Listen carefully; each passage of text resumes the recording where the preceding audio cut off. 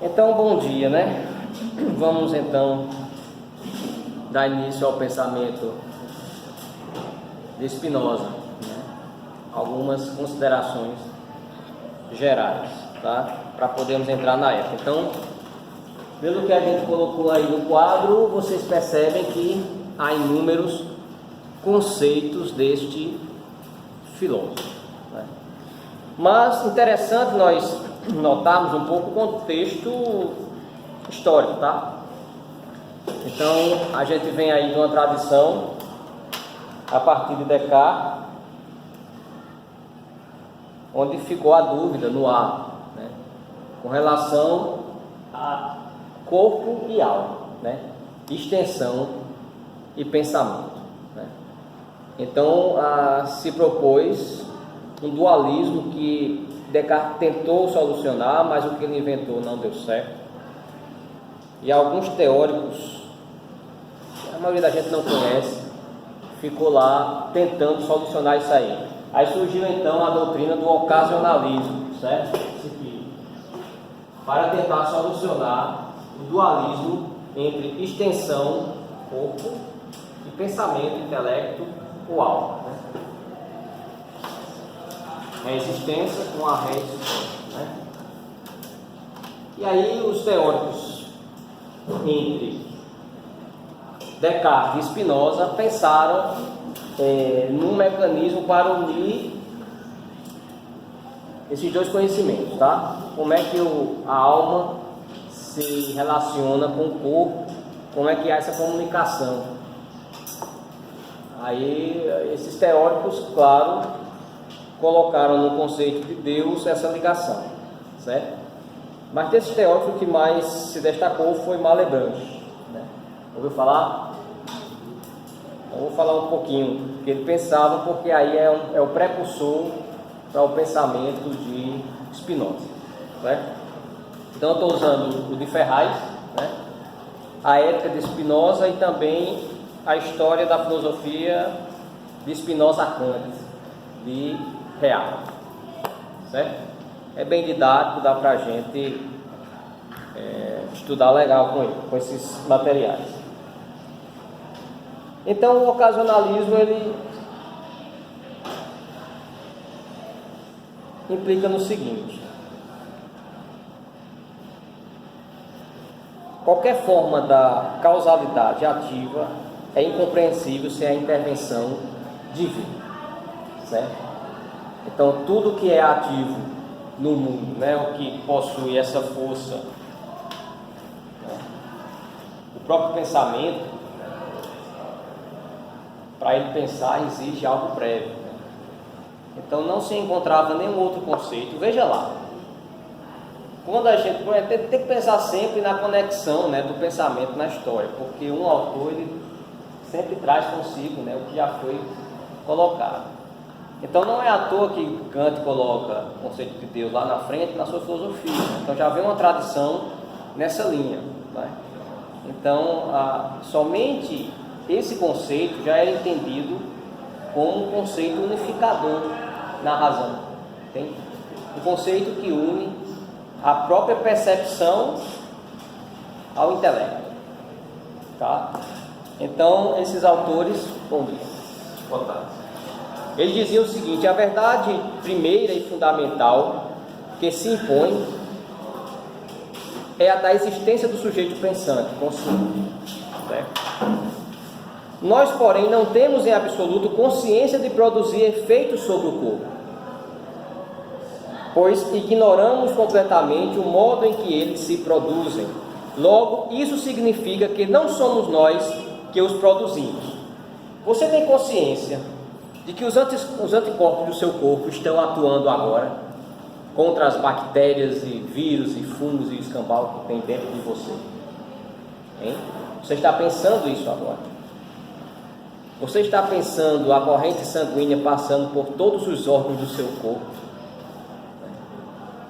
Isso acontece independentemente de nós estarmos racionalizando isso, né?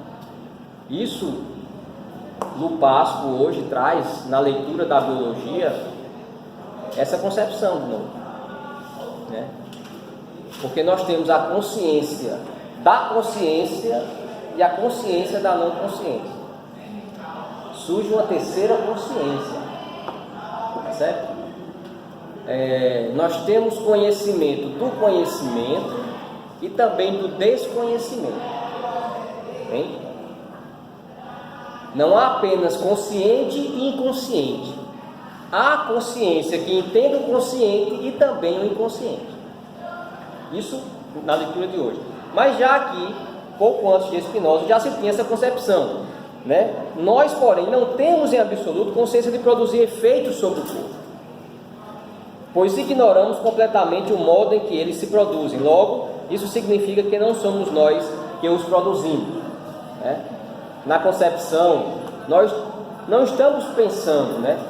A mulher, quando concebe assim, a geração, né, ela não pensa sobre o que está acontecendo, né?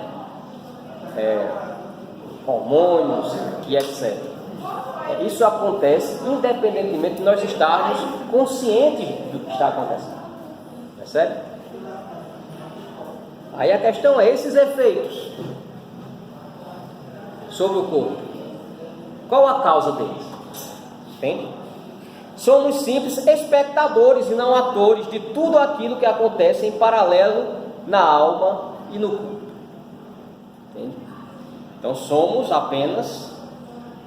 Isso vai ser determinante na filosofia de Spinoza. Porque Spinoza é determinista, né? A liberdade é bem complexa de entender nesse sentido, né? Como nós estamos habituados a entender. Spinoza é de um período em que há esse dualismo também entre o pensamento determinista e o pensamento não determinista, né? E Leibniz surge nesse contexto como uma proposta de meio termo, né? Então, esse terceiro incluído que se fala hoje, né? Leibniz já tinha a proposta de produzir a convergência dos pensamentos, né? A convergência dos dualismos. Ele tem uma teoria da complementação, né? De você não ser polarizado, né? E sim convergir os discursos, né? Bem interessante. Então, quando a alma tem determinadas posições que são seguidas por determinados movimentos do corpo e vice-versa, quando ocorrem movimentos corpóreos aos quais se segue percepção da alma, as volições dos movimentos não são causas reais, mas funcionam como causas ocasionais, em concomitância com as quais Deus intervém, né? Então veja bem, o raciocínio ele é correto, entende? Até causas ocasionais. Esse é o ponto que Kant bate em cima com essa galera, entende? Raciocínio é legal quando chega em determinado ponto ele diz, é Deus. Ele diz, está errado, entende? A gente só tem, nesse caso, Kant diria, você chegou ao conceito de causa ocasional. Pare por aí, entende? Não é por aí que a gente vai encontrar esse conceito de divindade. É por outro caminho, que ele sugere depois, você já sabe.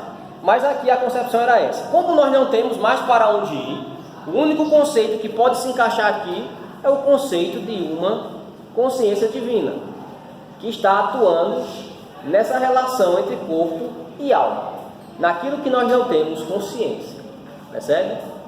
Nem tampouco o corpo tem ciência das coisas que acontecem na alma, como a alma não tem ciência das coisas, todas as coisas que ocorrem, todos os eventos do corpo, certo? Então deve haver aí um meio termo, e veja lá, ó, terceiro incluído, que depois foi, né? Está aí presente, um meio termo que faz essa ligação, certo? Então é nesse ambiente que nasce, né, basicamente Spinoza. Ainda sobre Malebranche, ele vai dizer o seguinte: as funções da alma se reduzem ao pensar e ao querer, e no corpo não há mais que extensão. Ora, os corpos não agem sobre as almas, e vice-versa. Assim como os corpos não interagem um sobre o outro. E isso acontece porque a alma, separada de todas as coisas, tem uma união direta e imediata com Deus. Todas as atividades da alma que parecem causar efeitos sobre o corpo, na realidade são causas ocasionais, que agem unicamente pela eficácia da vontade de Deus. Nessa construção, ele antecipa em muitos casos algumas ideias que se encontrarão nas grandes construções metafísicas de Spinoza e de Leibniz, mas apresenta também impressionantes analogias em relação ao empirismo de Berkeley e ao de Hume, por exemplo, sobre a não experienciabilidade do princípio causa e efeito. Então, aquele problema que a gente vê em Hume, que a causa não tem nada a ver com o efeito, já é proveniente dessas ideias pós-Descartes, né? E contemporâneas de Spinoza e Leibniz. Deu para captar mais ou menos esse contexto histórico? Tranquilo por aí? Então vamos entrar em Spinoza de uma vez por todas, né? Ou Spinoza entrar na gente. Espero que ele entre bem gostoso em todos nós, né? Está gravado isso, né? Hein? Bem frisado, está gravado. Está para toda a eternidade. Eu só não posso botar no Facebook essas coisas, né? Porque lá tem as senhorinhas lá da igreja que não podem ver isso. Senão eu sou excomungado. Senão eu sou excomungado, né? Hein? Então veja lá.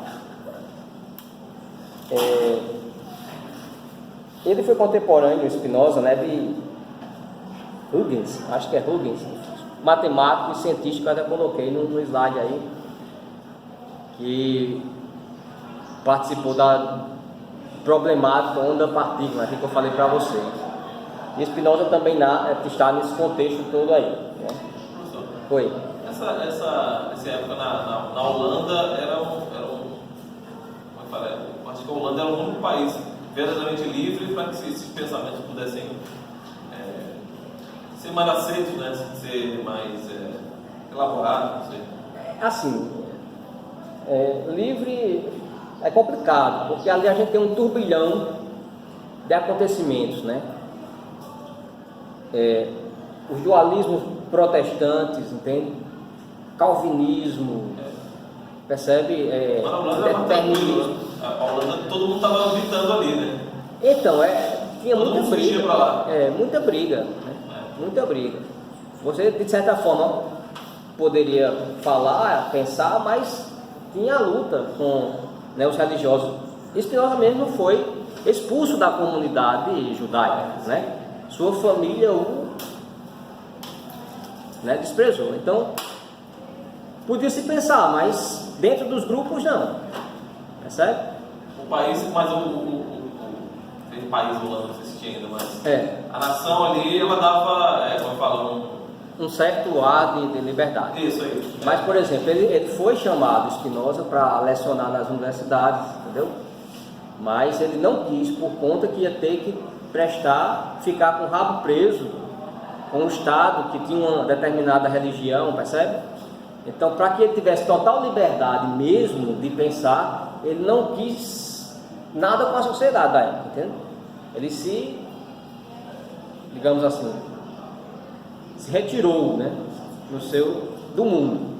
Então, ele recebia visitas de amigos e pessoas influentes, tudo, né? Foi amigo de Leibniz, desse cientista, né, Hughes, e muitos outros, mas assim, enclausurado praticamente. Ele tinha a profissão dele, fazia lentes para, né? Mas no geral, acredito que essa liberdade não era assim tão total, sabe? Ele recusou empregos bons, ele recusou a ajuda, né, de príncipes da época, a não ser uma sessão. O cara insistiu muito para dar dinheiro a ele, disse: tá, mas você não vai me dar tanto assim não, você vai me dar apenas o suficiente, que é X, para eu viver, né? Então, as pessoas da época, os influentes da sociedade, queriam trazer ele para os seus contextos, entende? Mas ele não quis. Se eu for me abraçar com um desses caras aí, eu vou estar, de certa forma, meu pensamento vai estar escravo das concepções dele, né? Quer seja religiosa para um lado, para o outro, né? Ele foi muito influenciado pelos cristãos, né, da época, né? Tem coisas aqui interessantes que ele fala, apesar de não ter se proclamado, né, cristão de fato. Mas aí, não sei se talvez uma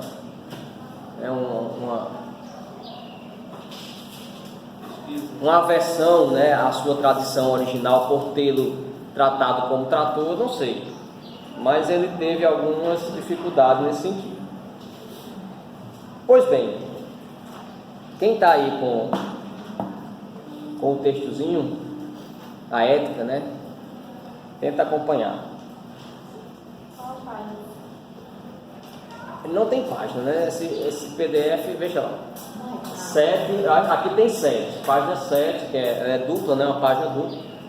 Tem lá, no ponto, primeira parte. Hein? Primeira parte, Deus. Aí tem lá, definições. Eu acho que hoje ficaríamos apenas na primeira definição, né? Se fosse para vermos a coisa como ela deveria ser. Mas vamos tentar ver essas definições dele. Então, mais um pouco sobre sua vida, enchendo linguiça aí, né? Ele se isolou totalmente dos judeus, mas não se isolou dos cristãos, a cuja fé, no entanto, ele não aderiu, segundo Reale, né? Com efeito, foi acolhido em círculos de cristãos abertos e favorável à tolerância religiosa, né? Então, a posição oficial, como a de professor universitário, ele recusou, né? Porque poderia limitar sua liberdade de pensamento. Os antigos gregos consideravam a coerência entre a doutrina e a vida de um filósofo como a mais significativa prova de credibilidade de uma mensagem espiritual. Veja que isso, né? Atrelar o discurso. Desculpe, vou providenciar hoje. Qual o texto? Ética mandou. A ética, John mandou errado. Então, foi o John que mandou errado. João, brincadeira. John mandou do Ferraz, do Spinoza, sim, do Spinoza. Mas eu estou lendo aqui o de Reale, tá? Por enquanto. Do Spinoza ainda não entrei não, só indiquei para vocês abrirem aí. Então, os filósofos gregos deram a mais admirável exemplo dessa coerência. O que eu falo, eu devo realmente fazer, entende? Para que tenha validade o que eu digo, né?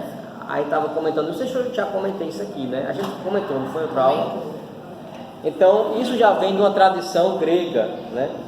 Consideravam a coerência entre a doutrina e a vida. Seu PDF foi bom. Oi? Seu PDF aqui foi bom. Certo. Tá legal, né? Teu penal. Veja lá. Continua. Minuto. Meu Deus do céu. Posso? Beleza? Pode. Fala. Não, esquenta não. Estamos aqui para isso mesmo. Ora, Spinoza alcançou plenamente o paradigma dos antigos. Sua metafísica está em perfeita consonância com sua vida.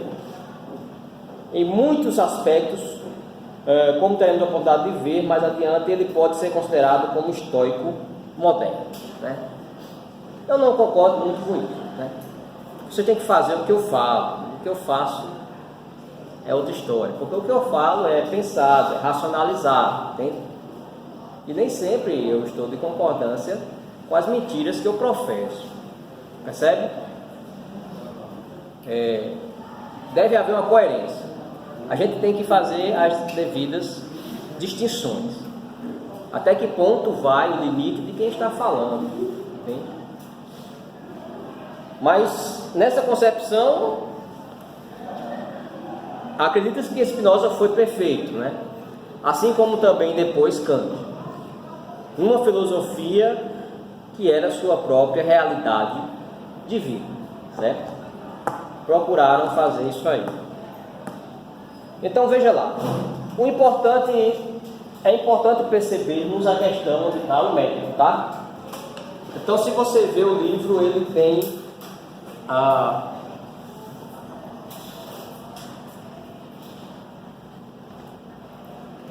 tem uma metodologia específica. A ética tem um sentido de ser escrito. E esse sentido está baseado no método euclidiano da geometria, certo?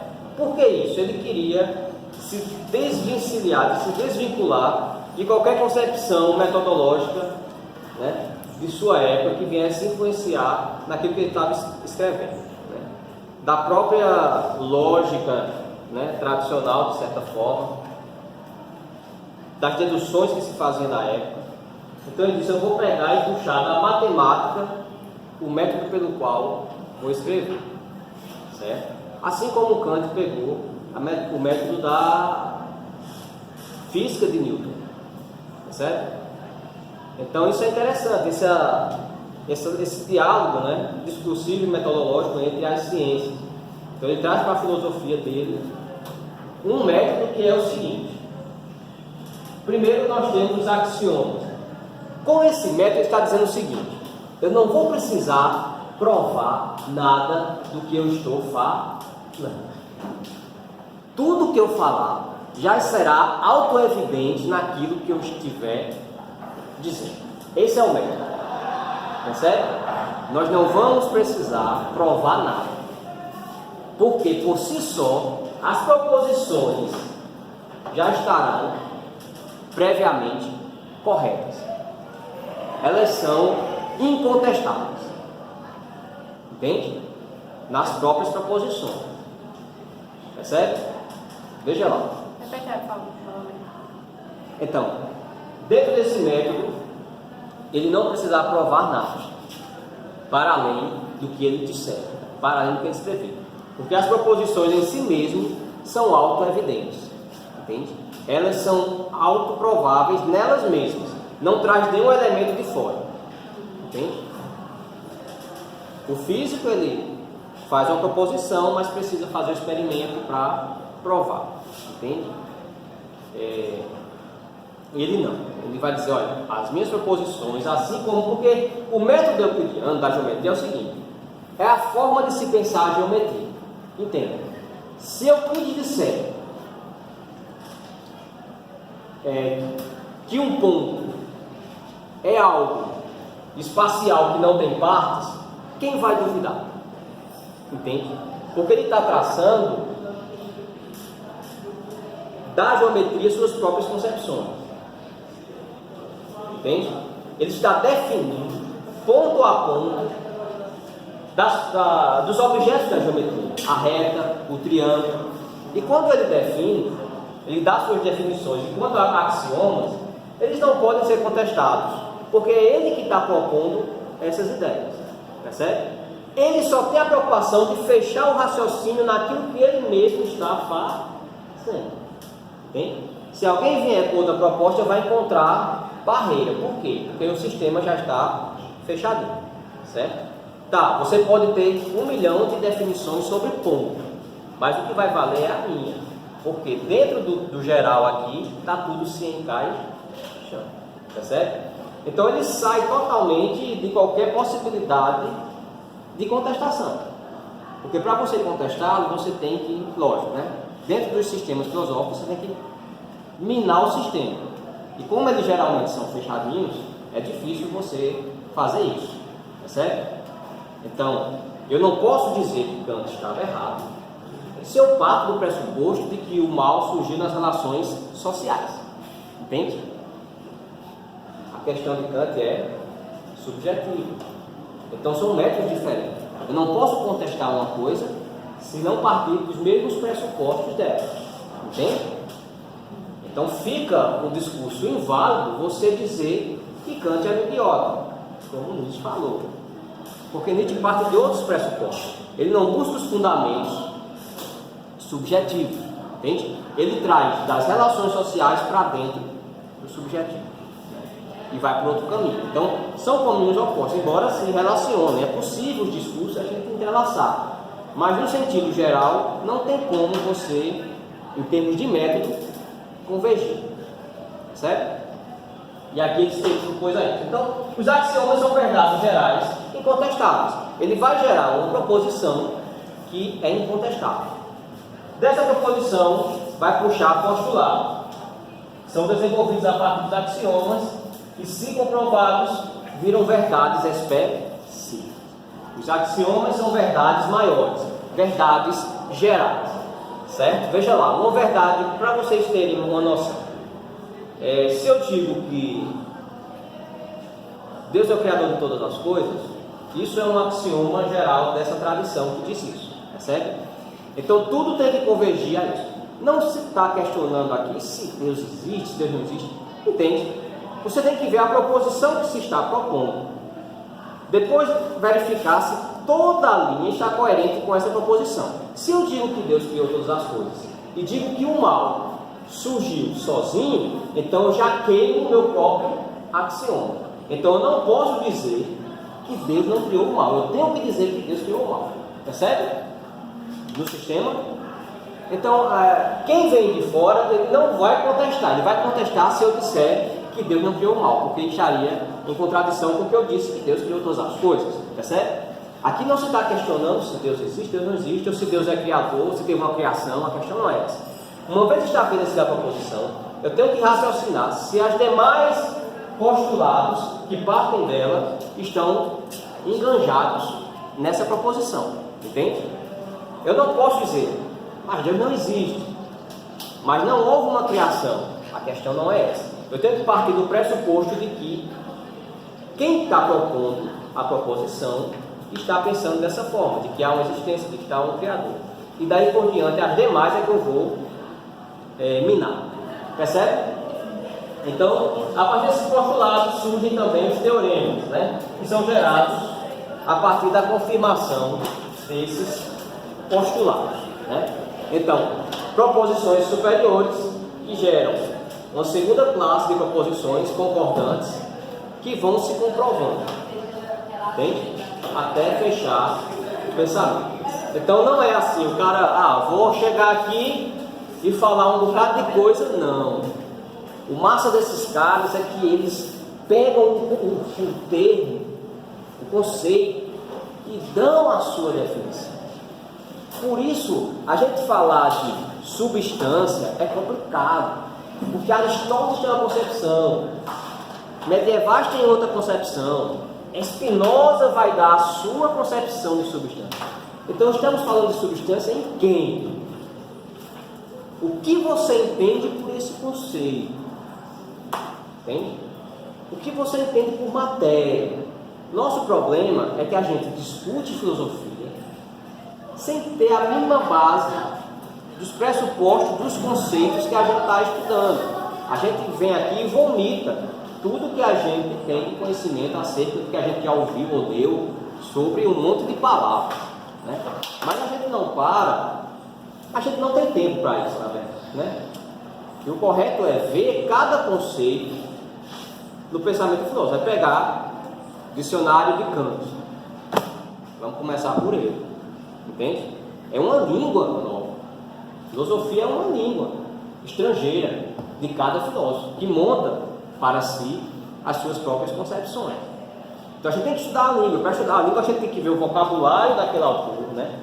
Tudo. E não tem como a gente fazer isso com todos os filósofos, desde a antiguidade até hoje. Por isso que a gente funila, né? A gente se alinha com o pensamento para poder tentar alcançar algo mais. A gente se especifica, né? Se especializa em um determinado autor. Ok? Deu para entender isso aqui mais ou menos, o método? Então ele vai propor, né, todo um sistema de acordo com Euclides. Tá? Então vamos ler um pouquinho. Pronto. Entendeu o contexto? Corpo versus alma. A tradição propõe o ocasionalismo. Deus como intermediário, certo?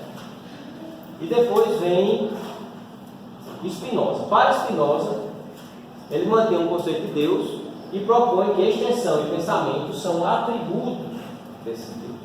Percebe? Então ele foge de Deus como intermediador. Ou seja, corpo e alma ele vai trazer para dentro do próprio conceito de Deus. Certo? Veja lá. A tradição diz que ele é panteísta. Deus está em tudo e tudo está em Deus. Mas há